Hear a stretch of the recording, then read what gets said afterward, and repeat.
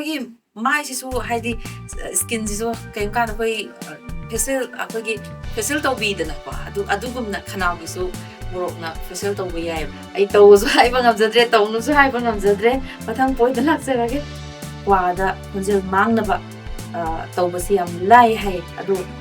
ꯄ꯭ꯔꯣꯐꯦꯁꯟꯗ ꯑꯩꯒꯤ ꯚꯣꯀꯜꯗ ꯑꯀꯥꯏꯕ ꯄꯤꯒꯗꯕ ꯆꯤꯟꯖꯥꯛꯁꯦ ꯑꯩ ꯀꯩꯗꯧꯕꯩ ꯆꯥꯖꯔꯣꯏꯗꯣꯏꯅꯣꯅ ꯑꯩ ꯊꯥꯗꯣꯛꯈꯤꯕꯁꯨ ꯑꯩ ꯊꯥꯗꯣꯛꯆꯈ꯭ꯔꯦ ꯊꯥꯗꯣꯛꯈꯤꯕ ꯌꯥꯝ ꯀꯨꯏꯔꯦ ꯀ꯭ꯋꯥ ꯈꯖꯤꯛꯁꯤ ꯆꯥꯔꯝꯕꯁꯨ ꯇꯣꯛꯈ꯭ꯔꯦ ꯃꯌꯥꯝ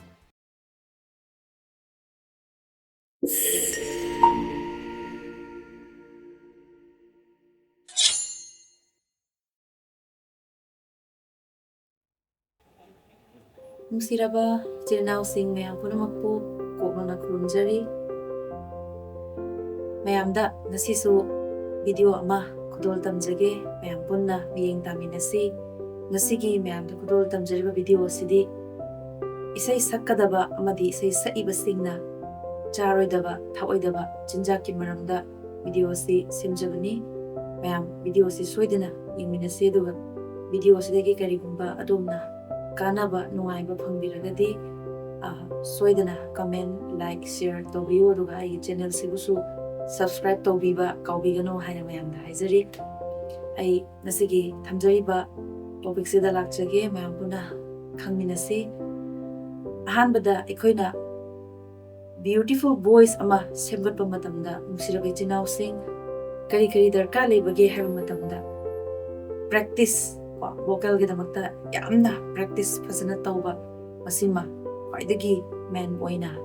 ꯇꯧꯕꯤꯒꯗꯕꯅꯤ ꯑꯗꯨꯒ ꯄ꯭ꯔꯦꯛꯇꯤꯁꯁꯦ ꯇꯧꯕ ꯈꯛꯇꯅꯁꯨ ꯑꯃꯨꯛ ꯌꯥꯗ꯭ꯔꯤ ꯅꯨꯡꯁꯤꯔꯕ ꯏꯆꯤꯜ ꯏꯅꯥꯎꯁꯤꯡ ꯑꯩꯈꯣꯏꯅ ꯆꯥꯕ ꯊꯛꯄ ꯆꯤꯟꯖꯥꯛꯁꯤꯡꯗꯁꯨ ꯑꯩꯈꯣꯏ ꯌꯥꯔꯤꯕ ꯃꯈꯩ ꯌꯥꯝꯅ ꯔꯤꯖꯥꯔꯚ ꯇꯧꯕꯤꯒꯗꯕ ꯆꯥꯕꯒꯤ ꯊꯛꯄꯒꯤ ꯃꯔꯝꯁꯤꯗꯁꯨ ꯌꯥꯝꯅ ꯂꯩꯔꯤ ꯑꯗꯨꯅ ꯃꯌꯥꯝꯗ ꯑꯩꯅ ꯉꯁꯤ ꯍꯥꯏꯖꯅꯤꯡꯕꯗꯤ ꯑꯩꯅ ꯃꯌꯥꯝꯒꯤ ꯁꯦꯕꯥ ꯇꯧꯖꯔꯨꯕꯤ ꯁꯩꯁꯛꯄꯤ ꯑꯃ ꯑꯣꯏꯅ ꯑꯩꯅ ꯈꯪꯖꯕ ꯈꯔꯗꯪ ꯃꯌꯥꯝꯗ ꯁꯤꯌꯔ ꯇꯧꯖꯔꯝꯒꯦ ꯃꯤꯑꯣꯏꯕꯒꯤ ꯄꯨꯟꯁꯤ ꯍꯥꯏꯕꯁꯤ ꯉꯁꯤ ꯍꯌꯦꯡ ꯇꯝꯕ ꯀꯅꯥꯁꯨ ꯉꯝꯗꯦ ꯑꯗꯨꯅ ꯑꯩꯒꯤ ꯌꯨꯇ꯭ꯌꯨꯕ ꯆꯦꯅꯦꯜ ꯑꯃ ꯑꯩꯅ ꯍꯥꯡꯗꯣꯛꯆꯔꯛꯑꯒ ꯃꯌꯥꯝꯗ ꯁꯨꯃꯥꯏꯅ ꯚꯤꯗꯤꯑꯣ ꯅꯝꯗꯅꯒ ꯃꯌꯥꯝꯗ ꯁꯤꯌꯔ ꯇꯧꯖꯔꯤꯕ ꯑꯁꯤ ꯑꯩꯒꯤ ꯄꯔꯄꯁꯁꯦ ꯀꯩꯝꯇ ꯅꯠꯇꯦ ꯅꯨꯡꯁꯤꯔꯕ ꯏꯆꯤꯜ ꯏꯅꯥꯎꯁꯤꯡ ꯉꯁꯤ ꯍꯌꯦꯡ ꯈꯪꯗꯕ ꯃꯤꯑꯣꯏꯕꯒꯤ ꯃꯄꯣꯛ ꯑꯣꯏꯕꯅꯤꯅ ꯑꯩꯅ ꯈꯪꯖꯕꯁꯤꯡꯗꯣ ꯁꯤꯌꯔ ꯇꯧꯖꯒꯦ ꯍꯥꯏꯕꯒꯤꯗꯃꯛꯇ ꯑꯩꯒꯤ ꯆꯦꯅꯦꯜꯁꯦ ꯍꯥꯡꯗꯣꯛꯆꯕꯅꯤ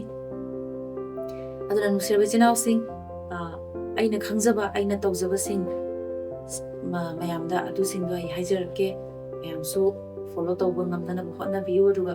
ꯕ꯭ꯌꯨꯇꯤꯐꯨꯜ ꯚꯣꯏꯁ ꯑꯃ ꯁꯦꯝꯒꯠꯁꯤ ꯑꯣꯏꯍꯟꯁꯤ ꯑꯗꯨꯒ ꯕ꯭ꯌꯨꯇꯤꯐꯨꯜ ꯚꯣꯏꯁ ꯑꯣꯏꯕꯗ ꯄ꯭ꯔꯦꯛꯇꯤꯁ ꯑꯍꯥꯟꯕꯗ ꯈ꯭ꯋꯥꯏꯗꯒꯤ ꯗꯔꯀꯥꯔꯁꯦ ꯄ꯭ꯔꯦꯛꯇꯤꯁꯅꯤ ꯑꯗꯨꯒ ꯃꯊꯪꯗ ꯆꯥꯕꯒꯤ ꯊꯛꯄꯒꯤ ꯃꯔꯝꯁꯤꯗ ꯑꯩꯈꯣꯏ ꯈꯪꯕ ꯌꯥꯝ ꯇꯉꯥꯏ ꯐꯗꯦ ꯑꯗꯨ ꯈꯪꯃꯤꯟꯅꯁꯤ ꯑꯗꯣ ꯑꯩ ꯇꯣꯄꯤꯛꯇꯨꯗ ꯍꯥꯏꯖꯔꯛꯑꯒꯦ ꯑꯍꯥꯟꯕꯗ ꯑꯩꯈꯣꯏꯅ ꯇꯧꯕꯤꯒꯗꯕꯁꯦ ꯚꯣꯀꯦꯜꯒꯤꯗꯃꯛꯇ ꯃꯃꯥꯡꯗꯁꯨ ꯑꯩꯅ ꯊꯥꯒꯠꯆꯈꯤꯕ ꯚꯣꯀꯦꯂꯤꯁ ꯑꯃꯅ ꯆꯥꯕ ꯌꯥꯕ ꯆꯤꯟꯖꯥꯛꯀꯤ ꯃꯔꯝꯗ ꯏꯁꯤꯡꯒꯤ ꯃꯔꯝꯗ ꯌꯥꯝ ꯁꯥꯡꯅ ꯍꯥꯏꯖꯩꯀꯣ ꯃꯌꯥꯝ ꯑꯗꯣ ꯉꯁꯤꯁꯨ ꯏꯁꯤꯡꯒꯤ ꯃꯔꯝꯁꯤꯗ ꯍꯥꯟꯅ ꯍꯧꯖꯒꯦ ꯑꯩꯈꯣꯏꯒꯤ ꯚꯣꯀꯦꯂꯤꯁ ꯑꯣꯏꯒꯗꯧꯔꯤꯕ ꯃꯤꯁꯛ ꯑꯃꯅ ꯈ꯭ꯋꯥꯏꯗꯒꯤ ꯃꯦꯟ ꯑꯣꯏꯅ ꯇꯧꯔꯣꯏꯗꯕꯁꯦ ꯌꯥꯝꯅ ꯏꯪꯕ ꯏꯁꯤꯡ ꯍꯥꯏꯕꯗꯤ ꯐ꯭ꯔꯤꯖꯇ ꯊꯝꯕ ꯌꯥꯝꯅ ꯏꯪꯕ ꯏꯁꯤꯡ ꯊꯛꯄꯤꯒꯅꯨ ꯃꯗꯨ ꯊꯛꯄ ꯌꯥꯗꯦ ꯃꯔꯝꯗꯤ ꯏꯁꯤꯡ ꯈꯛꯇ ꯅꯠꯇꯦꯀꯣ ꯃꯌꯥꯝ ꯐ꯭ꯔꯤꯖꯇ ꯊꯝꯕ ꯌꯥꯝꯅ ꯏꯪꯕ ꯏꯁꯤꯡ ꯆꯥꯛ ꯑꯣꯏꯕ ꯌꯥꯏ ꯏꯟꯖꯥꯡ ꯑꯣꯏꯕ ꯌꯥꯏ ꯌꯥꯝꯅ ꯏꯪꯕ ꯄꯣꯠ ꯈꯨꯗꯤꯡꯃꯛ ꯑꯃꯠꯇ ꯌꯨꯁ ꯇꯧꯕꯤꯒꯅꯨ ꯃꯔꯝꯗꯤ ꯌꯥꯝꯅ ꯏꯪꯕ ꯄꯣꯠ ꯆꯥꯕꯁꯤꯅ ꯑꯩꯈꯣꯏꯒꯤ ꯈꯅꯥꯎꯒꯤ ꯂꯩꯒꯗꯕ ꯃꯥꯒꯤ ꯇꯦꯛꯆꯔ ꯃꯥꯒꯤ ꯂꯦꯚꯦꯜ ꯌꯥꯝꯅ ꯀꯥꯏꯍꯜꯂꯤ ꯑꯗꯨꯒ ꯃꯔꯝ ꯆꯥꯗꯅ ꯈꯅꯥꯎ ꯅꯥꯕ ꯈꯣꯟꯖꯦꯜ ꯁꯤꯊꯕ ꯑꯗꯒꯤ ꯂꯣꯛ ꯊꯨꯡꯕ ꯑꯗꯒꯤ ꯈꯅꯥꯎꯒꯤ ꯂꯩꯒꯗꯕ ꯃꯥꯒꯤ ꯂꯦꯚꯦꯜꯁꯦ ꯌꯥꯝꯅꯁꯨ ꯃꯥꯡꯍꯟꯕ ꯁꯤꯒꯨꯝꯕ ꯑꯗꯒꯤ ꯑꯩꯅ ꯃꯊꯛꯇ ꯍꯥꯏꯖꯔꯤꯕ ꯑꯅꯥ ꯑꯌꯦꯛꯁꯤꯡꯁꯦ ꯁꯤ ꯊꯣꯛꯍꯟꯕꯗ ꯌꯥꯝ ꯆꯥꯎꯅ ꯃꯇꯦꯡ ꯄꯥꯡꯉꯤ ꯅꯨꯡꯁꯤꯔꯕ ꯏꯆꯤꯜ ꯏꯅꯥꯎꯁꯤꯡ ꯑꯗꯨꯅ ꯌꯥꯔꯤꯕ ꯃꯈꯩ ꯐ꯭ꯔꯤꯖꯇ ꯊꯝꯕ ꯈ꯭ꯋꯥꯏꯗꯒꯤ ꯍꯦꯟꯅ ꯀꯥ ꯍꯦꯟꯅ ꯏꯪꯕ ꯏꯁꯤꯡ ꯊꯛꯄꯤꯒꯅꯨ ꯑꯗꯨꯒ ꯑꯏꯪꯕ ꯆꯥꯛ ꯏꯟꯖꯥꯡ ꯑꯗꯨꯒ ꯑꯏꯪꯕ ꯍꯩ ꯔꯥ ꯑꯣꯏꯔꯁꯨ ꯐ꯭ꯔꯤꯖꯇ ꯊꯝꯕ ꯌꯥꯝꯅ ꯏꯪꯕ ꯄꯣꯠ ꯆꯩ ꯑꯃꯠꯇ ꯁꯤꯖꯤꯟꯅꯕꯤꯒꯅꯨ ꯑꯩꯗꯤ ꯐ꯭ꯔꯤꯖꯇ ꯊꯝꯕ ꯌꯥꯝꯅ ꯏꯪꯕ ꯄꯣꯠ ꯆꯩ ꯑꯃꯠꯇ ꯁꯤꯖꯤꯟꯅꯖꯗꯦ ꯑꯩꯅ ꯌꯨꯝꯗ ꯁꯤꯖꯤꯟꯅꯖꯕꯁꯦ ꯅꯣꯔꯃꯦꯜ ꯑꯣꯏꯅ ꯏꯪꯕ ꯏꯁꯤꯡ ꯑꯗꯨꯒ ꯅꯣꯔꯃꯦꯜ ꯑꯣꯏꯅ ꯑꯗꯨꯝ ꯆꯥꯕ ꯌꯥꯕ ꯊꯛꯄ ꯌꯥꯕ ꯆꯥꯛ ꯑꯣꯏꯕ ꯌꯥꯏ ꯏꯟꯁꯥꯡ ꯑꯣꯏꯕ ꯌꯥꯏꯀꯣ ꯍꯩ ꯔꯥ ꯑꯣꯏꯕ ꯌꯥꯏ ꯑꯗꯨ ꯅꯣꯔꯃꯦꯜ ꯑꯣꯏꯕ ꯑꯗꯨꯝ ꯆꯥꯖꯩ ꯌꯥꯝ ꯀꯥ ꯍꯦꯟꯅ ꯏꯪꯕꯁꯦ ꯁꯤꯖꯤꯟꯅꯖꯗꯦ ꯑꯗꯨꯒ ꯑꯥꯏꯁ ꯀ꯭ꯔꯤꯝ ꯕꯔꯐ ꯁꯤꯒꯨꯝꯕꯁꯤꯁꯨ ꯁꯤꯖꯤꯟꯅꯕꯤꯒꯅꯨ ꯃꯔꯝꯗꯤ ꯑꯥꯏꯁ ꯀ꯭ꯔꯤꯝꯒꯨꯝꯕ ꯕꯔꯞꯀꯨꯝꯕ ꯁꯤꯖꯤꯟꯅꯕꯁꯤꯅ ꯈꯅꯥꯎꯒꯤ ꯑꯣꯏꯕ ꯃꯥꯒꯤ ꯚꯣꯀꯦꯜ ꯍꯥꯏ ꯂꯣ ꯃꯤꯗ ꯁꯤꯒꯤ ꯂꯩꯔꯤꯕ ꯈꯅꯥꯎꯒꯤ ꯑꯣꯏꯕ ꯄꯨꯊꯣꯛꯆꯔꯤꯕ ꯃꯥꯒꯤ ꯏꯁꯣꯔꯅ ꯄꯤꯕꯤꯕ ꯚꯣꯏꯁ ꯌꯥꯎꯔꯤꯕꯁꯦ ꯑꯁꯤꯒꯤ ꯂꯦꯚꯦꯜ ꯑꯃ ꯅꯠꯇ꯭ꯔꯒ ꯑꯃꯗ ꯀꯥꯏꯍꯜꯂꯛꯄꯗ ꯃꯇꯦꯡ ꯌꯥꯝꯅ ꯄꯥꯡꯉꯦꯕꯀꯣ ꯑꯗꯨꯅ ꯑꯏꯪꯕ ꯄꯣꯠ ꯕꯔꯞꯁꯨ ꯆꯥꯕꯤꯒꯅꯨ ꯑꯗꯨꯒ ꯑꯥꯏꯁ ꯀ꯭ꯔꯤꯝ ꯆꯥꯕꯤꯒꯅꯨ ꯑꯗꯨꯒ ꯕꯣꯂꯤꯋꯨꯗꯀꯤ ꯁꯤꯡꯒꯔꯁꯤꯡꯒꯤ ꯏꯟꯇꯔꯚ꯭ꯌꯨꯗ ꯃꯌꯥꯝ ꯑꯗꯨꯝ ꯈꯪꯕꯤꯔꯝꯒꯅꯤ ꯕꯣꯂꯤꯋꯨꯗꯀꯤ ꯁꯤꯡꯒꯔ ꯑꯝꯇ ꯑꯥꯏꯁ ꯀ꯭ꯔꯤꯝ ꯆꯥꯏ ꯍꯥꯏꯕꯁꯦ ꯇꯥꯗꯕꯅꯤ ꯅꯨꯡꯁꯤꯔꯕ ꯏꯆꯤꯟꯅꯥꯎꯁꯤꯡ ꯑꯗꯨꯅ ꯁꯤꯁꯤꯡꯁꯦ ꯍꯥꯟꯅ ꯆꯥꯕꯤꯕ ꯂꯩꯔꯁꯨ ꯆꯥꯕꯤꯔꯨꯅꯨ ꯉꯁꯤꯗꯒꯤ ꯊꯥꯗꯣꯛꯄꯤꯔꯣ ꯁꯤꯅ ꯑꯍꯥꯟꯕ ꯄꯣꯏꯟ ꯑꯣꯏꯅ ꯑꯩ ꯃꯌꯥꯝꯗ ꯊꯝꯖꯒꯦ ꯑꯗꯨꯒ ꯃꯊꯪꯁꯤꯗ ꯑꯩꯅ ꯃꯊꯪꯒꯤ ꯄꯣꯏꯟꯗ ꯑꯃꯨꯛ ꯍꯥꯏꯖꯔꯛꯀꯦ ꯑꯩꯈꯣꯏꯒꯤ ꯁꯣꯗꯥ ꯌꯥꯎꯕ ꯄ꯭ꯔꯗꯛ ꯍꯥꯏꯕꯗꯤ ꯁꯣꯗꯥ ꯌꯥꯎꯕ ꯄ꯭ꯔꯗꯛꯁꯦ ꯑꯩꯈꯣꯏꯒꯤ ꯍꯩ ꯃꯍꯤꯗ ꯃꯌꯥꯝꯅ ꯈꯪꯕꯤꯔꯦꯀꯣ ꯀꯣꯀꯥ ꯀꯣꯂꯥ ꯑꯗꯩ ꯁꯄ꯭ꯔꯥꯏꯠ ꯑꯗꯒꯤ ꯍꯩ ꯃꯍꯤ ꯃꯈꯜ ꯃꯌꯥꯝ ꯂꯩꯈ꯭ꯔꯦꯗꯅꯀꯣ ꯁꯤꯒꯤ ꯁꯣꯗꯥ ꯌꯥꯎꯕ ꯄ꯭ꯔꯗꯛꯁꯤꯡꯁꯦ ꯈꯅꯥꯎꯒꯤꯗꯃꯛꯇꯗꯤ ꯑꯁꯨꯛꯀꯤ ꯃꯇꯤꯛ ꯐꯠꯇꯦ ꯅꯨꯡꯁꯤꯔꯕ ꯏꯆꯤꯟꯅꯥꯎꯁꯤꯡ ꯐꯠꯇ꯭ꯔꯦ ꯁꯤꯒꯤ ꯃꯊꯛꯇ ꯑꯃꯨꯛꯁꯨ ꯑꯩꯈꯣꯏꯒꯤ ꯁꯣꯗꯥ ꯌꯥꯎꯕ ꯄ꯭ꯔꯗꯛꯁꯦ ꯊꯛꯆꯤꯟꯕꯗ ꯐꯠꯇꯕ ꯑꯃ ꯂꯩꯔꯤ ꯁꯤꯒꯤ ꯃꯊꯛꯇ ꯑꯃꯨꯛꯁꯨ ꯉꯁꯥꯏꯒꯤ ꯑꯩꯅ ꯍꯥꯏꯖꯕ ꯐ꯭ꯔꯤꯖꯇ ꯊꯝꯕ ꯑꯏꯪꯕ ꯄꯣꯠ ꯆꯥꯕ ꯌꯥꯗꯦ ꯆꯥꯕꯤꯒꯅꯣꯅ ꯍꯥꯏꯔꯤꯗꯣ ꯑꯗꯨ ꯇꯁꯦꯡꯅ ꯍꯥꯏꯔꯒꯗꯤ ꯁꯣꯗꯥ ꯌꯥꯎꯕ ꯄ꯭ꯔꯗꯛꯁꯦ ꯑꯩꯈꯣꯏꯅ ꯁꯤꯖꯤꯟꯅꯕ ꯃꯇꯝꯗꯁꯨ ꯉꯁꯥꯏꯒꯤ ꯐ꯭ꯔꯤꯖꯇ ꯊꯝꯕ ꯑꯃꯨꯛꯁꯨ ꯊꯛꯏꯅꯦꯕ ꯍꯥꯏꯗꯤ ꯁꯣꯗꯥ ꯌꯥꯎꯕ ꯄ꯭ꯔꯗꯛꯇꯣ ꯐꯠꯇꯦ ꯍꯥꯏꯔꯤꯉꯩꯁꯤꯗ ꯐ꯭ꯔꯤꯖꯇ ꯊꯝꯕ ꯍꯦꯟꯅ ꯏꯪꯕꯗꯣ ꯑꯃꯨꯛꯁꯨ ꯊꯛꯆꯜꯂꯤꯅꯦꯕ ꯑꯩꯈꯣꯏꯒꯤ ꯍꯩ ꯃꯍꯤꯁꯤꯡꯁꯦ ꯑꯗꯨꯅ ꯈꯅꯥꯎꯒꯤꯗꯃꯛꯇ ꯀꯌꯥꯃꯨꯛ ꯌꯥꯝꯅ ꯐꯔꯝꯃꯣꯏꯗꯒꯦ ꯍꯥꯏꯕꯗꯣ ꯃꯌꯥꯝꯅ ꯍꯦꯟꯅ ꯋꯥꯈꯜ ꯇꯧꯕꯤꯔꯣ ꯃꯌꯥꯝꯅ ꯍꯦꯟꯅ ꯑꯗꯨꯝ ꯈꯪꯕꯤꯔꯅꯤ ꯈꯜꯂꯦ ꯑꯗꯨꯅ ꯁꯣꯗꯥ ꯌꯥꯎꯕ ꯄ꯭ꯔꯗꯛꯁꯦ ꯊꯛꯄꯒꯤ ꯐꯠꯇꯕ ꯁꯤ ꯀꯩꯅꯣ ꯍꯥꯏꯕ ꯃꯇꯝꯗ ꯅꯨꯡꯁꯤꯔꯕ ꯏꯆꯤꯟꯅꯥꯎꯁꯤꯡ ꯕ꯭ꯌꯨꯇꯤꯐꯨꯜ ꯚꯣꯏꯁ ꯑꯃ ꯁꯦꯝꯒꯠꯅꯕ ꯍꯣꯠꯅꯕꯗ ꯃꯥꯅ ꯄꯤꯔꯛꯀꯗꯣꯔꯤꯕ ꯃꯥꯡꯖꯕꯁꯤꯗꯤ ꯕ꯭ꯌꯨꯇꯤꯐꯨꯜ ꯚꯣꯏꯁ ꯅꯠꯇꯦ ꯈ꯭ꯋꯥꯏꯗꯒꯤ ꯊꯤꯕ ꯃꯤꯅ ꯌꯥꯝ ꯇꯥꯅꯤꯡꯗꯕ ꯚꯣꯏꯁ ꯑꯃ ꯁꯦꯝꯒꯠꯄꯗ ꯁꯣꯗꯥꯒꯤ ꯄ꯭ꯔꯗꯛꯅ ꯌꯥꯝ ꯃꯇꯦꯡ ꯄꯥꯡꯉꯦꯕ ꯍꯥꯏꯗꯤ ꯈꯅꯥꯎꯁꯤꯗ ꯍꯥꯟꯅ ꯂꯩꯔꯝꯗꯕ ꯁꯥꯎꯟ ꯍꯥꯏꯕꯗꯤ ꯃꯔꯨꯑꯣꯏꯅ ꯗꯤꯁꯇ꯭ꯔꯣꯁꯟ ꯁꯥꯎꯟ ꯍꯥꯏꯇꯥꯔꯦꯀꯣ ꯗꯤꯁꯇ꯭ꯔꯣꯁꯟ ꯁꯥꯎꯟ ꯊꯣꯛꯂꯛꯄ ꯑꯗꯒꯤ ꯃꯤꯅ ꯇꯥꯕꯗꯁꯨ ꯌꯥꯝꯅ ꯅꯨꯡꯉꯥꯏꯇꯕ ꯁꯥꯎꯟ ꯑꯣꯏꯕ ꯑꯁꯤꯒꯨꯝꯕ ꯁꯥꯎꯟ ꯊꯣꯛꯍꯟꯕꯗ ꯌꯥꯝ ꯃꯇꯦꯡ ꯄꯥꯡꯉꯤ ꯑꯗꯨꯒ ꯁꯣꯗꯥ ꯌꯥꯎꯕ ꯄ꯭ꯔꯗꯛ ꯊꯛꯄꯁꯤꯒꯤ ꯃꯥꯡꯖꯕꯁꯦ ꯈꯣꯟꯖꯦꯜ ꯐꯖꯕ ꯑꯣꯏꯒꯗꯕꯗꯣ ꯑꯊꯤꯕ ꯈꯣꯟꯖꯦꯜ ꯑꯣꯏꯍꯟꯕ ꯑꯗꯨꯒ ꯈꯅꯥꯎ ꯀꯪꯕ ꯀꯣ ꯈꯅꯥꯎꯒꯤ ꯇꯤꯟꯁꯦ ꯌꯥꯝ ꯀꯪꯍꯟꯕ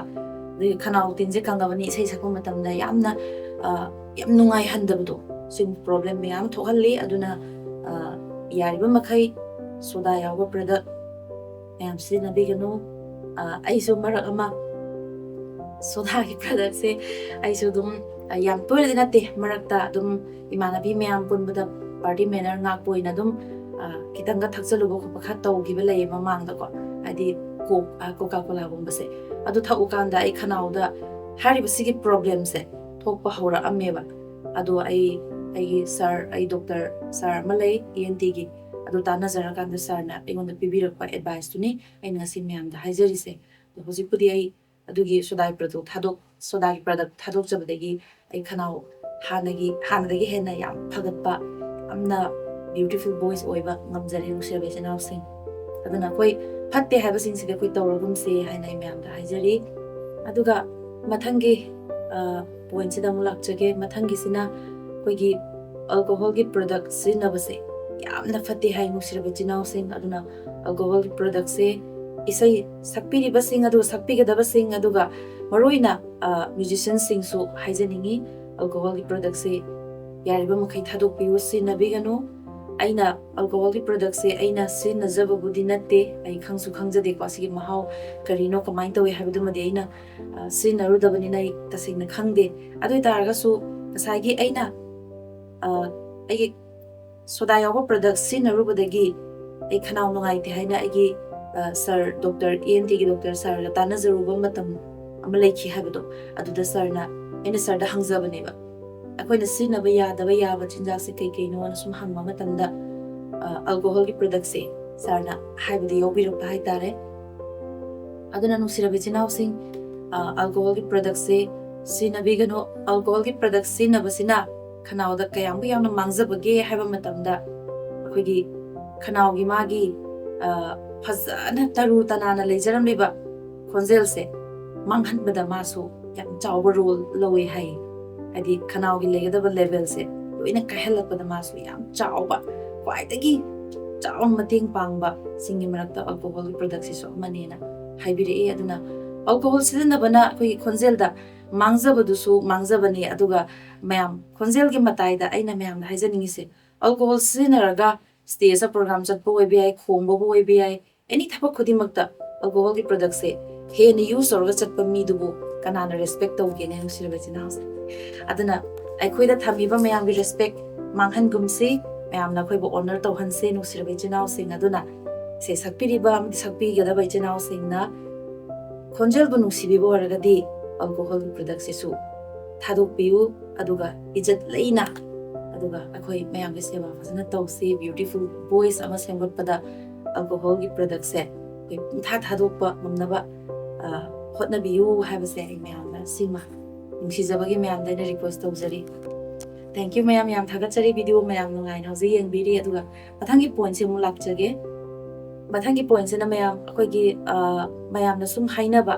ꯆꯝꯄ꯭ꯔꯥꯒ ꯈꯣꯏꯍꯤꯒ ꯁꯦꯝꯃꯒ ꯊꯛꯄꯁꯦ ꯌꯥꯝ ꯐꯩꯌꯦꯅ ꯃꯌꯥꯝ ꯍꯥꯏꯅꯩꯌꯦꯕꯀꯣ ꯑꯗꯣ ꯍꯣꯏ ꯋꯦꯠ ꯂꯣꯁꯀꯤꯗꯃꯛꯇ ꯑꯗꯒꯤ ꯍꯛꯆꯥꯡꯒꯤꯗꯃꯛꯇꯗꯤ ꯌꯥꯝ ꯐꯔꯝꯕ ꯌꯥꯏ ꯅꯨꯡꯁꯤꯔꯕ ꯏꯆꯤꯟ ꯏꯅꯥꯎꯁꯤꯡ ꯑꯗꯨꯕꯨ ꯑꯩꯒꯤ ꯑꯣꯏꯅꯗꯤ ꯆꯝꯄ꯭ꯔꯥꯒ ꯈꯣꯏꯍꯤꯒ ꯁꯦꯝꯃꯒ ꯊꯛꯄ ꯃꯍꯤꯁꯦ ꯑꯩꯒꯤ ꯑꯣꯏꯅꯗꯤ ꯌꯥꯝꯅ ꯈꯅꯥꯎꯗ ꯌꯥꯝ ꯆꯥꯟꯅꯗꯕ ꯌꯥꯝꯅ ꯆꯨꯅꯗꯕ ꯑꯣꯏꯌꯦ ꯃꯌꯥꯝ ꯍꯥꯏꯕꯗꯤ ꯀꯩꯒꯤ ꯆꯨꯅꯗ꯭ꯔꯤꯅꯣ ꯍꯥꯏ ꯀꯥꯟꯗ ꯅꯨꯡꯁꯤꯔꯕ ꯃꯌꯥꯝ ꯈꯅꯥꯎꯒꯤ ꯑꯩꯈꯣꯏꯒꯤ ꯐꯖꯅ ꯂꯩꯖꯔꯝꯃꯤꯕ ꯑꯩꯒꯤ ꯚꯣꯀꯦꯜꯒꯤ ꯔꯦꯟꯖꯁꯦ ꯑꯁꯤ ꯆꯝꯄ꯭ꯔꯥꯒ ꯈꯣꯏꯍꯤꯒ ꯁꯦꯝꯕ ꯃꯥꯒꯤ ꯃꯍꯤꯁꯦ ꯊꯛꯎꯕꯗꯒꯤꯅꯦ ꯑꯩꯒꯤ ꯈꯅꯥꯎꯒꯤ ꯍꯥꯏꯒꯤ ꯂꯦꯚꯦꯜꯁꯦ ꯄꯨꯂꯞ ꯀꯛꯈꯤꯕꯗꯒꯤ ꯏꯁꯩ ꯁꯛꯄꯗ ꯌꯥꯝ ꯅꯨꯡꯉꯥꯏꯇꯅ ꯁꯛꯄ ꯑꯗꯨꯝ ꯑꯩꯉꯣꯟꯗ ꯌꯥꯎꯈꯤꯕꯀꯣ ꯅꯨꯡꯁꯤꯔꯕ ꯏꯆꯤꯟ ꯏꯅꯥꯎꯁꯤꯡ ꯑꯗꯨꯅ ꯆꯝꯄ꯭ꯔꯥꯒ ꯈꯣꯏꯍꯤꯒ ꯁꯦꯝꯃꯒ ꯃꯥꯒꯤ ꯃꯍꯤ ꯁꯨꯃꯥꯏꯅ ꯊꯛꯄꯁꯦ ꯁꯤ ꯈꯅꯥꯎꯒꯤꯗꯃꯛꯇꯗꯤ ꯌꯥꯝ ꯀꯟꯅ ꯐꯕ ꯑꯣꯏꯗꯦ ꯑꯗꯨꯅ ꯑꯩꯃꯛꯅꯗꯤ ꯔꯤꯀꯃꯦꯟ ꯇꯧꯖꯅꯤꯡꯗꯦ ꯍꯥꯏꯇꯥꯔꯦ ꯑꯗꯣ ꯍꯥꯏꯗꯤ ꯑꯩꯉꯣꯟꯗ ꯆꯥꯟꯅꯗꯕꯅꯤꯅ ꯍꯥꯏꯕ ꯑꯗꯨ ꯃꯌꯥꯝꯅ ꯁꯨꯝ ꯄꯥꯝꯕꯤꯔꯒꯗꯤ ꯑꯗꯨꯝ ꯆꯥꯅꯕ ꯑꯣꯏꯔꯗꯤ ꯊꯛꯄꯤꯌꯨ ꯑꯗꯨꯕꯨ ꯑꯩꯒꯤꯗꯃꯛꯇꯗꯤ ꯆꯝꯄ꯭ꯔꯥꯒ ꯈꯣꯏꯍꯤꯒ ꯁꯦꯝꯃꯒ ꯊꯛꯄꯤꯌꯨ ꯈꯅꯥꯎ ꯐꯕꯅꯤ ꯍꯥꯏꯕꯗꯤ ꯑꯩ ꯍꯥꯏꯖꯔꯔꯣꯏ ꯃꯔꯝꯗꯤ ꯑꯩꯉꯣꯟꯗꯗꯤ ꯆꯥꯟꯅꯗ꯭ꯔꯦꯕ ꯍꯥꯏꯗꯤ ꯃꯁꯤ ꯊꯛꯎꯀꯥꯟꯗ ꯑꯩꯉꯣꯟꯗ ꯑꯩꯒꯤ ꯚꯣꯀꯦꯜꯒꯤ ꯍꯥꯏ ꯂꯦꯚꯦꯜꯁꯦ ꯌꯥꯝ ꯀꯛꯄꯤꯕ ꯍꯥꯏꯇꯥꯔꯦ ꯈꯣꯟꯖꯦꯜꯁꯦ ꯂꯣꯏ ꯐꯥꯖꯤꯜꯂꯒ ꯊꯝꯕꯤꯕ ꯍꯥꯏꯇꯥꯔꯦ ꯑꯗꯨꯒꯤ ꯃꯍꯤꯗꯣ ꯊꯛꯎꯀꯥꯟꯗ ꯑꯗꯨꯅ ꯃꯌꯥꯝ ꯑꯩꯗꯤ ꯁꯤꯒꯤ ꯃꯍꯤꯁꯦ ꯊꯛꯎ ꯍꯥꯏꯕꯗꯤ ꯍꯥꯏꯖꯔꯔꯣই ꯁꯤꯅ ꯑꯩꯈꯣꯏꯒꯤ ꯈꯣꯟꯖꯦꯜꯗ ꯌꯥꯝꯅ ꯅꯨꯡꯉꯥꯏꯇꯕ ꯑꯣꯏꯍꯜꯂꯦꯕꯀꯣ ꯑꯗꯨꯅꯦ ꯑꯩꯅ ꯍꯥꯏꯖꯅꯤꯡꯕꯁꯦ ꯑꯗꯨꯒ ꯃꯊꯪꯒꯤ ꯄꯣꯏꯟꯠꯗ ꯑꯩꯅ ꯃꯌꯥꯝꯗ ꯍꯥꯏꯖꯅꯤꯡꯉꯤꯁꯦ ꯑꯩꯈꯣꯏꯅ ꯌꯥꯝ ꯁꯤꯟꯕ ꯍꯩ ꯆꯥꯕꯁꯦ ꯁꯤ ꯈꯅꯥꯎꯒꯤꯗꯃꯛꯇ ꯌꯥꯝꯅ ꯐꯠꯇꯦ ꯍꯥꯏꯗꯤ ꯑꯁꯤꯟꯕ ꯍꯥꯏꯕꯁꯤꯃꯛꯇꯕꯨ ꯑꯦꯁꯤꯗꯅꯤꯗꯅꯀꯣ ꯑꯗꯨꯅ ꯑꯦꯁꯤꯗꯀꯨꯝꯕ ꯍꯥꯏꯗꯤ ꯑꯦꯁꯤꯗꯀꯤ ꯃꯑꯣꯡꯗ ꯂꯥꯛꯄ ꯍꯩ ꯑꯁꯤꯟꯕ ꯍꯥꯏꯇꯥꯔꯦ ꯁꯤꯁꯤꯡꯁꯦ ꯃꯌꯥꯝ ꯆꯥꯕꯤꯒꯅꯨ ꯆꯥꯁꯦ ꯑꯩꯈꯣꯏ ꯅꯣꯡ ꯐꯥꯗꯣꯛꯇꯤ ꯆꯥꯁꯦ ꯊꯥ ꯑꯃꯒꯤ ꯃꯅꯨꯡꯗ ꯑꯃꯨꯛ ꯑꯅꯤꯔꯛꯀꯨꯝꯕꯗꯤ ꯆꯥꯁꯦ ꯑꯗꯨꯁꯨ ꯑꯩꯈꯣꯏꯒꯤ ꯌꯥꯝ ꯄꯦꯟꯅ ꯂꯤꯃꯤꯠ ꯂꯩꯇꯅ ꯆꯥꯁꯤꯟꯕ ꯅꯠꯇꯕ ꯂꯤꯃꯤꯠ ꯑꯣꯏꯔꯒ ꯁꯤꯗꯩꯗꯤ ꯈꯤꯇꯪꯈꯛ ꯆꯥꯔꯒ ꯑꯩ ꯁꯤꯗꯩ ꯍꯦꯟꯅ ꯆꯥ ꯌꯥꯗꯦ ꯍꯥꯏꯕꯒꯤ ꯏꯁꯥꯅ ꯂꯤꯃꯤꯠ ꯑꯃ ꯁꯦꯝꯃꯒꯀꯣ ꯆꯥꯕꯤꯌꯨ ꯑꯩꯁꯨ ꯑꯗꯨꯃꯥꯏꯅ ꯆꯥꯏ ꯑꯩꯁꯨ ꯍꯥꯟꯅꯗꯤ ꯍꯩꯁꯦ ꯌꯥꯝꯅ ꯂꯤꯃꯤꯠ ꯂꯩꯇꯅ ꯑꯗꯨꯝ ꯆꯥꯔꯝꯃꯦ ꯃꯌꯥꯝ ꯍꯥꯏꯗꯤ ꯍꯩ ꯑꯁꯤꯟꯕꯁꯤꯁꯨ ꯑꯩ ꯌꯥꯝ ꯄꯥꯝꯖꯩꯌꯦꯕ ꯃꯔꯨꯑꯣꯏꯅ ꯑꯩ ꯍꯩ ꯌꯥꯝ ꯄꯥꯝꯃꯦ ꯑꯩꯁꯦ ꯍꯩꯒꯨꯝꯕ ꯃꯣꯔꯣꯛꯀꯨꯝꯕꯁꯦ ꯌꯥꯝ ꯄꯥꯝꯃꯦ ꯑꯗꯣ ꯃꯣꯔꯣꯛꯇꯤ ꯍꯧꯖꯤꯛꯁꯨ ꯄꯥꯝꯃꯤ ꯍꯧꯖꯤꯛꯁꯨ ꯑꯗꯨꯝ ꯆꯥꯔꯤ ꯑꯗꯣ ꯃꯣꯔꯣꯛꯀꯤ ꯃꯔꯝꯗꯁꯨ ꯑꯩ ꯍꯥꯏꯖꯔꯛꯀꯦꯕꯀꯣ ꯍꯣꯔꯦꯟ ꯃꯣꯔꯣꯛ ꯆꯥꯕꯒꯤ ꯀꯥꯟꯅꯕꯁꯨ ꯂꯩꯌꯦꯕ ꯑꯗꯣ ꯍꯩ ꯆꯥꯕꯁꯦ ꯂꯤꯃꯤꯠ ꯂꯩꯇꯅ ꯆꯥꯕꯁꯤꯅ ꯈꯅꯥꯎꯗꯗꯤ ꯌꯥꯝꯅ ꯍꯥꯏꯗꯤ ꯈꯅꯥꯎꯗꯗꯤ ꯌꯥꯝ ꯐꯍꯟꯗꯕ ꯍꯥꯏꯇꯥꯔꯦ ꯑꯩꯈꯣꯏꯅ ꯂꯤꯃꯤꯠ ꯂꯩꯇꯅ ꯆꯥꯁꯤꯟꯕ ꯍꯥꯏꯕꯁꯤ ꯐꯠꯇꯦꯗꯅꯀꯣ ꯑꯗꯨꯅ ꯍꯧꯖꯤꯛꯇꯤ ꯑꯩꯁꯨ ꯂꯤꯃꯤꯠ ꯂꯩꯅ ꯈꯤꯇꯪ ꯁꯦꯝꯃꯒ ꯑꯗꯨꯝ ꯁꯤꯗꯩꯅ ꯁꯤꯐꯥꯎꯗꯪꯗꯤ ꯑꯩ ꯆꯥꯔꯒꯦ ꯁꯤꯗꯩꯅ ꯍꯦꯟꯕ ꯌꯥꯗ꯭ꯔꯦ ꯍꯥꯏꯕꯒꯤ ꯂꯤꯃꯤꯠꯁꯦ ꯁꯦꯝꯃꯒ ꯆꯥꯖꯔꯦ ꯃꯔꯝꯗꯤ ꯍꯩ ꯑꯁꯤꯟꯕ ꯆꯥꯕꯁꯤꯅ ꯈꯅꯥꯎꯒꯤ ꯑꯩꯅ ꯉꯁꯥꯏ ꯍꯥꯏꯕꯗꯣ ꯑꯩꯈꯣꯏꯒꯤ ꯚꯣꯀꯦꯜꯁꯤꯗ ꯚꯣꯏꯁꯁꯦ 3, 4, 5 ꯊꯣꯛꯅ ꯂꯩꯔꯤꯅꯦꯕ ꯅꯨꯡꯁꯤꯕ ꯑꯌꯥꯛꯄ ꯑꯃꯦꯡꯕ ꯑꯊꯣꯠꯄ ꯃꯌꯥꯝ ꯑꯃꯀꯣ ꯑꯗꯒꯤ ꯁꯤ ꯃꯌꯥꯝꯁꯤꯒꯤ ꯚꯣꯀꯦꯜꯒꯤ ꯃꯥꯒꯤ ꯇꯦꯛꯆꯔꯁꯦ ꯍꯦꯛ ꯑꯩꯈꯣꯏꯅ ꯍꯩ ꯑꯁꯤꯟꯕ ꯂꯤꯃꯤꯠ ꯂꯩꯇꯅ ꯆꯥꯕꯤꯕꯁꯤꯅꯁꯨ ꯍꯦꯛ ꯃꯥꯡꯍꯟꯕꯤꯌꯦꯕꯀꯣ ꯑꯗꯨꯅ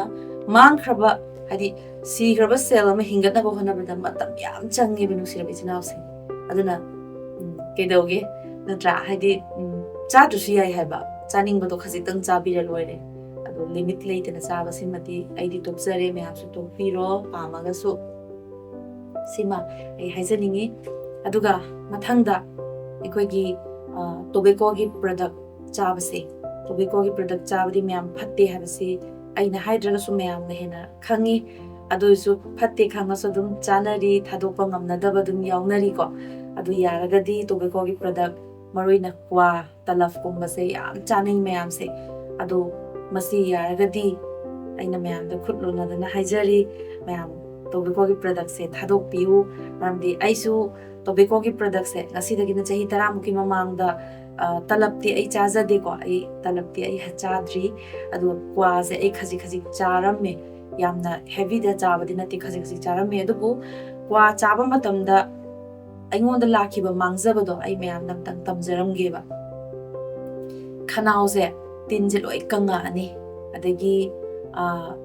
koigi isai sakpa matamda magi kwagi mapangsigi akingba sarukse asini isai sakpa khara khonjelse wangna kitang chingapa kanda hage tawpa sigumba tholakpa adagi lok dum thaknamga lok khuningba ko asigumbagi feel tawpa adagi yam nungai taba madi koigi heart ki pulse normal lairak ko normal oina hulak taba yam tempo je yam thuna hulakpa adagi mi myam tilaga hena magi pressure se hengalakpa sigumba problem aingonda matam khargi mamangda thokhiba leyeba adada ina khale hera kainone si jaraga aingonda beautiful voice ama pirakpa sunataba kaisu chin leing hatangi nungaina ba tawbajina aigi profession da aigi vocal da akai bu pigadaba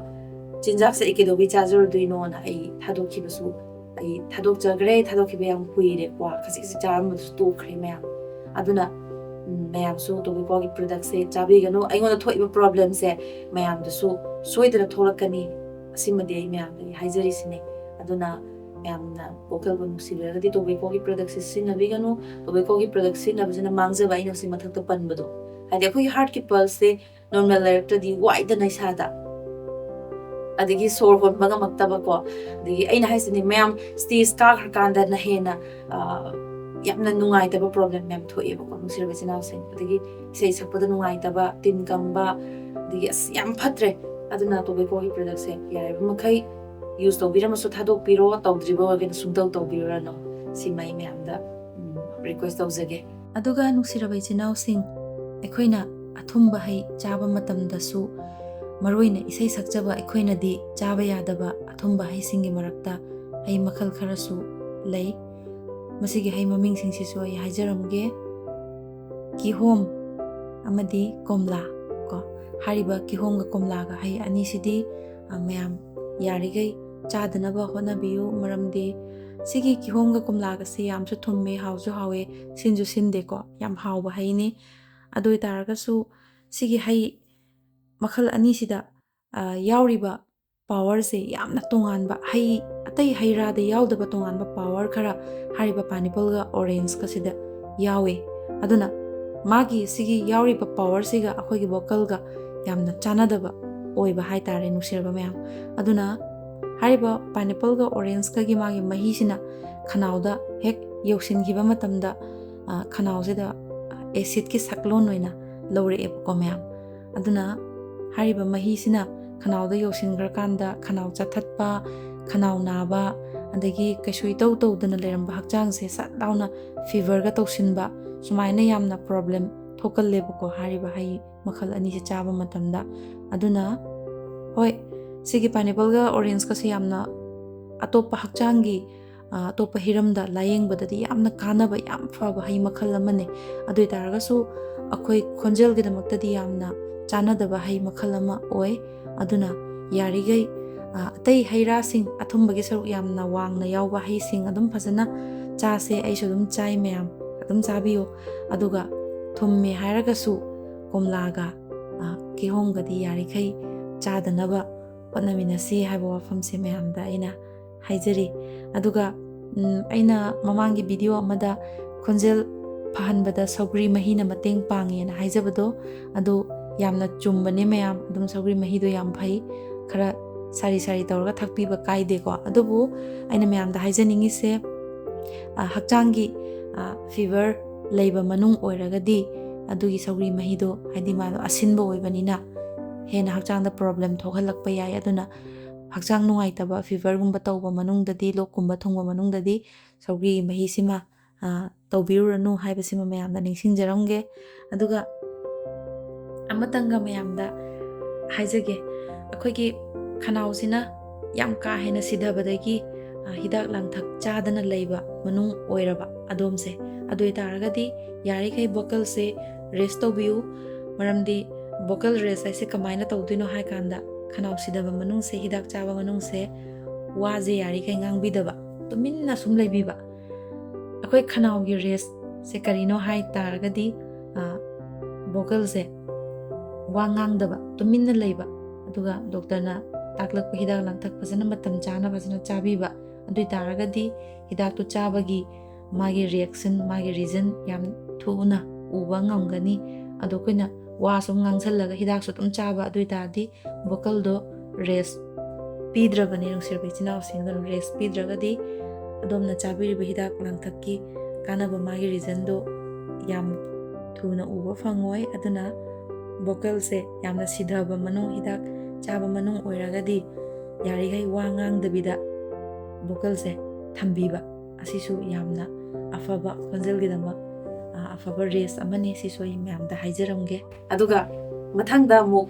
kogi thum yawa product se thum gi chang yamna wangna yawa product se yariba makai skip to biro ramdi yariba makai chabirunu haijaningi ramdi thum yawa product sabasi mayam su hena khangi ko haidi mayam su hen khangbire bp gi adugi adai mayam su leire thum yawa product chaba phattabagi adugi mathakta thum yamna yawa product chabasina musirabi jinau sing akoi gi khanau du su yam akoi khonjel du su yam phatte bako adi khonjel da khanau da chathatpa adagi akoi gi nga da so dum thum yakpi kaina leidana ko thum yakpi jabda khanau na ba mi lerumgane ba soidana adu thum do khanau ga chana da bai ne ba ko nusirabi jinau sing aduna thum gi product yamna yawa pojai sing se yai ba makai sinabiranu masimadi kwaidagi phattaba sing marakta sisu ma oye ba ko aduga akoi doctor naga dum hai adagi khanau ga na ba matamda thum kitang hapaga khanau tengu kaina di hai ba yawi ko adubu khanau teng basida thum gi mahi di yosallo hai ba di yaw hairam moi ba doctor na aduna thum dana nasagi mahik matang haidi virus kumba khoi khanau sida sokpa ya ba kanom leram su thum dun ta long thingamaga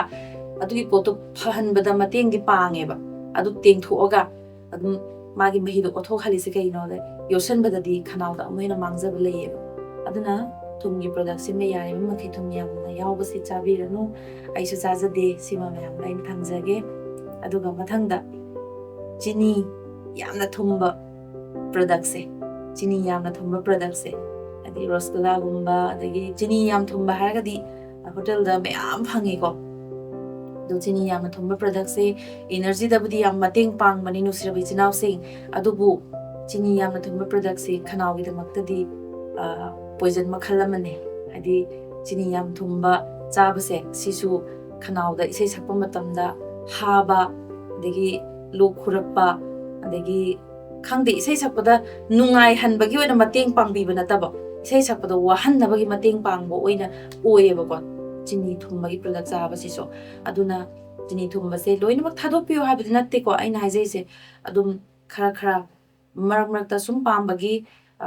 adum gula ma kari marasla kai ka adum khajik chabi badi ai du ain haba du limit laitana chabi badi to biranu limit ta chabi ro adu toina su chabi ro no hadi chini gumba thum gumba gi product yam chaba se khonjel gi khakna tana dum isa gi su dum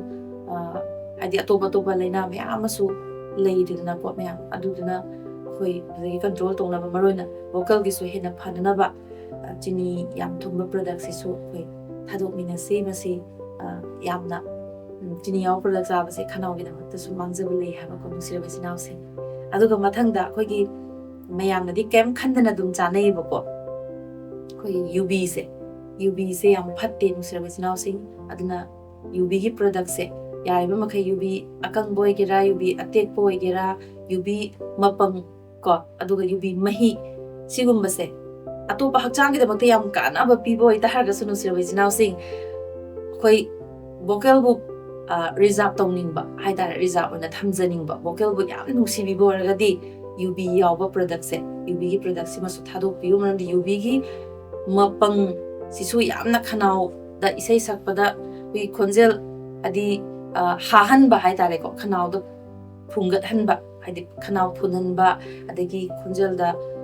isai khara fazna sala kana hek harakpagumba sigumba yam tawgali yubi jabase yubi akang boibo orso atek porsu te mahi sisu lok thungba mateng yam pangi dana ko nusir besina sing aduna yubi gi product simati yari ba makai ai gi oina ti chabi yu habidi haizira myam na pamna asabi balera ga su adum sum machet khasitang ka chab di ka su tawdi ko adu myam jasan bado adu ai di machet kitang chab phau saw haina ai oina ti haizira roi myam aduga ma'am सुम video से सांगदी सांगे अदुबु कानाबा ngakta oibanina ma'am लोइबा फावदी येंगबियु अदुगा हाइजरिबसिंग से मैम ना फॉलो तौबिरगदी अदोम ब्यूटीफुल वॉइस अमा सेंगुतपदा यामना चावना मतेंग ओइगनी हाइना खल्ले सिगी वीडियो से अदुगा मथंगदा नुसरबिजिनाव सिंग नसाय आइना क्वा चाबई मतांग तोबिको यावबगी चाबिगनुना पंजगिबदो अदु मैम अदुगी क्वा चाबदो तोबिको यावबो प्रोडक्ट तो खक्तंग चाबा यादबा जाला तोपा कोंगपागुमदी चाबा यारमगद्रा काइना खनबीबा दुगुम्बा लेरमबसु याय अदुगी मतांग दुसु हाइजगे क्वा अनिबो हारदी अमता फबो ओइद्रे कोंगपा ओइगेरा अदुगा जर्दा ओइगेरा मो ओइगेरा को अदुबु कोइना क्वादा हापा मरोइना मनाजे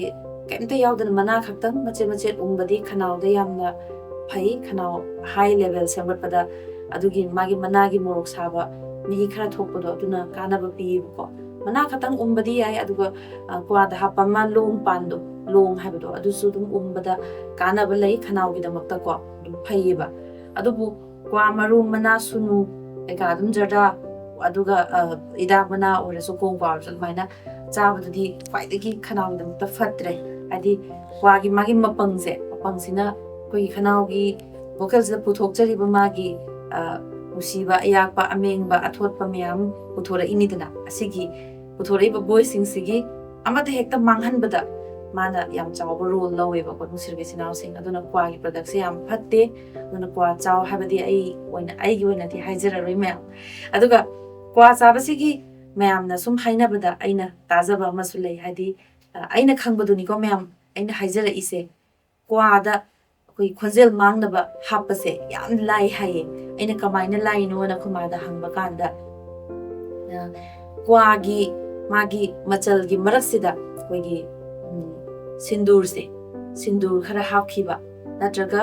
कोलहिंग मैम खंगबिदनको कोलहिंग से खितंग हापगा बिजगिबा क्वा मरकता खितंग तैरकपदु खंगमोइदना कनामता अदु कोलहिंग नत्रगा सिंदूर यावबो क्वा चाखिबदो माय वॉइस सिधागरनेबा सिधाबसे याम साथीना सिधागिदोइने अदो अमुहना फबा नमदे हायबको याम किजै मे अदुना आइदी हाना क्वा चाङेदजो ममाना पीबा चिचेना पीबा नतना इ कनामतना पीबा क्वा से इचारकते अदुना खंगदबनिना हदि खोजल मांगहनबगे सेमबदसु यामना मतेंग पांगे जो हाइरे अदो चादबदि सु याम याद्रबराबा अदो युमदा मु खोइ चिचेना तपदि याय ममाना तप क्वादि याय हना चाबिबदो अदु भाव मैम अदुगा तो बी लेरमनिको अदो आइदि तो हंजनिंगदे अदुना क्वागी प्रोडक्ट से खोजेल मांगहनबदसु मीना के सुम हादि अदुगुम्बा हापा खोपदसु याम लाई हाये अदुना क्वा से सुंजा चाबिरोनो मैम आइसु चाद्रे या सिमाई हाइजनिंगी अदुगा नुसिरबचिनाव सिंग खोइना मचु यावबा पोचै सिंग चाबिबा मतमदा खरा चेक्सिन बियु मरोइना सिंदूर मचु मानबा पोचै अदुगा कोलहिंगुम्बगी मचु मानबा अखोइगी चानबदा अदुगुम्बगी मचु यावबा थेंगनरगदी खजिक्तंग सेक्शन बिरो सिमतंगाई मैमदा हाइजनिंगी मरमदी आइना ngasai हाइजबदो सिंदूरगा कोलहिंगा यावबा पोचै चाखरगदी खोंजेलदा सिधागिबा लेगनी ददगी अमोहना फगलोय हाइबदो अदुना मैमना होटल दा फंगबा पोचै चाबो ओइगेरा अदुम मपान थोलकपदा चाबा पोचै सिंगसे सि चाबदा मचुगी मतंग से खरा चेक्सिनना येंगबिरगा चाबिरो सिमतंगा मैमदा आइना हाइजरमगे वीडियो से आई रोसिनबा तौजरगे मैम वीडियो से हम सांगे अदुबु मैम होसिबाव फजना येंगबिरी मदुगी दमक्ता येंगबिरीबा मैम पुनोंपो थागतजरी अदो अखोइगी लोसिलकपसिदा आइना हाइजनिंगबसे मैम वे सीजन चेंज तौबा मतमदा इंधंथा मतमदा इसिंग से यामना इंगे नॉर्मल ओइना लेरंबा इसिंग मागी लेवल दगी का हेने इंगथै अदुगुम्बा इसिंग थकुदुना खनाव नाबा लोक थुंबा खोंजेल सिधाबा थोइदना को मैम अदुना नसाइना हाइजबदो ꯑꯌꯤꯡꯕ ꯄꯣꯠꯁꯦ ꯈꯅꯥꯎꯒꯤꯗꯃꯛꯇꯗꯤ ꯌꯥꯝꯅ ꯌꯦꯛꯅꯕ ꯑꯣꯏꯌꯦꯕ ꯑꯗꯨꯅ ꯑꯌꯤꯡꯕ ꯄꯣꯠꯁꯤꯃ ꯑꯩꯈꯣꯏ ꯆꯥꯔꯒꯨꯝꯁꯤ ꯁꯤꯃ ꯑꯩ ꯍꯥꯏꯖꯒꯦ ꯑꯗꯨꯒ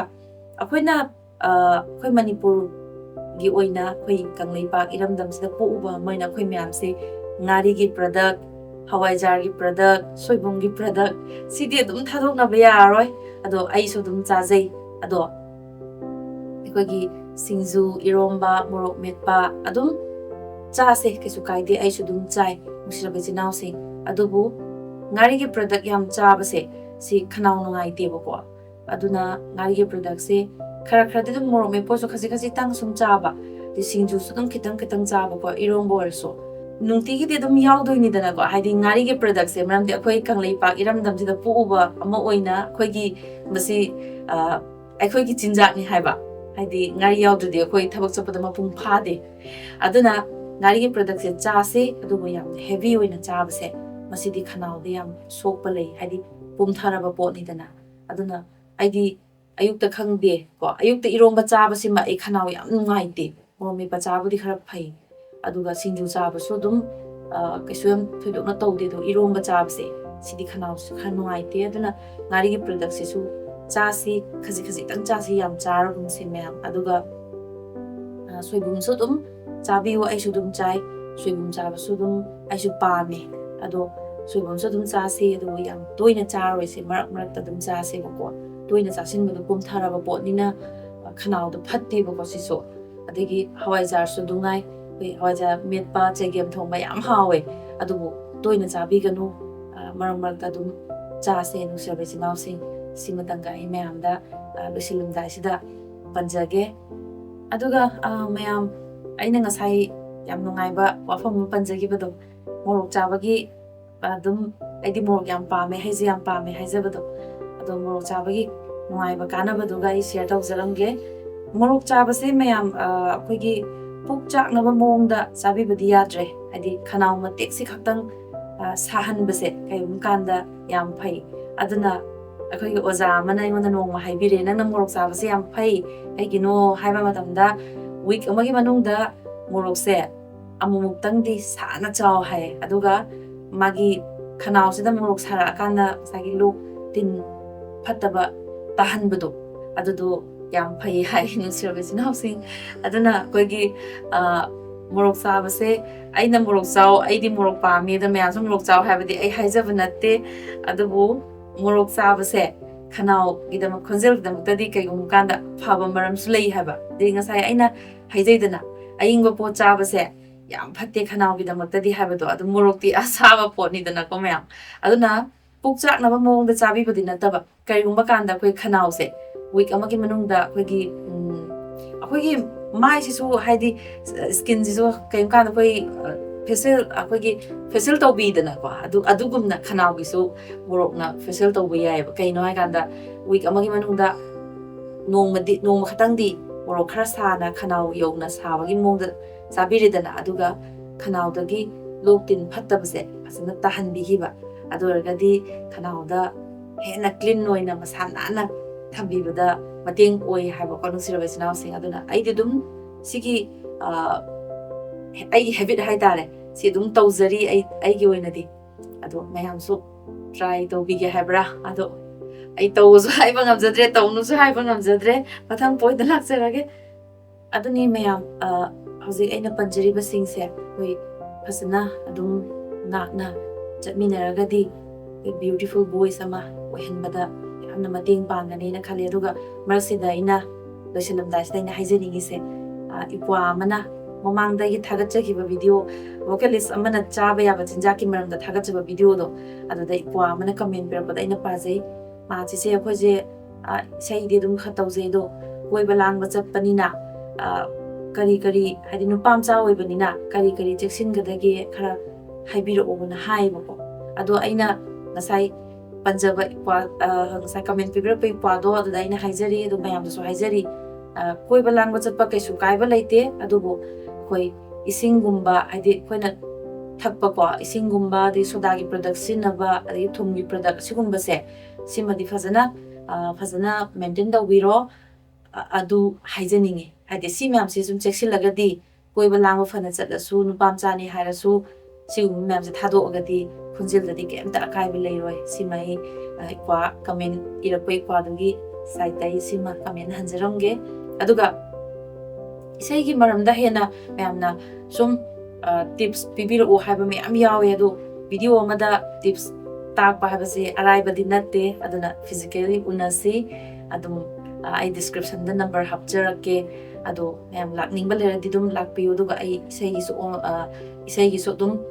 क्लास तवे होजिकसे दु पाम्बिरगदि दुम यावबा लाकपियो दुगा उनसी अदुगा आइना खांगबा मखैदो ओइना मैमदai ओइनमक अमता खाक्तना शेयर तौजरमगे हाइबसी आई मैम तारोय बोइना थमजरी थैंक यू मैम ngasi दमक्तदि वीडियो सि मतंग सिदा लोसिनजरगे मथंगी मैम दा हेना कानागदबा वीडियो अमु सेमजरगा मैम खदोल तमनबो नजरके अदो ngasi दमक्तदि मैम पुनोपु अमु कहना थागचरी रुचरी